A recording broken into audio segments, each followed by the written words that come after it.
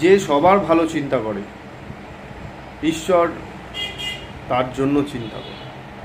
আর যে শুধুমাত্র নিজের চিন্তা করে, ঈশ্বর তার সমস্ত চিন্তা ছাড়ে।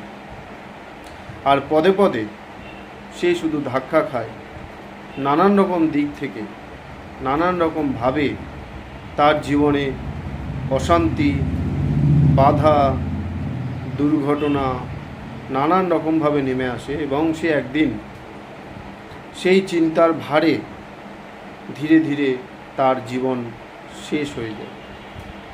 তাই সবার ভালো চিন্তা করুন, নিজের ভালো অবশ্যই চিন্তা করুন, কিন্তু নিজের ভালো চিন্তা করার জন্য অন্য কারোর খারাপ যেন না হয়ে যায় সেই কথাটাও মাথায় রাখবেন, সেটাও চিন্তা করবেন।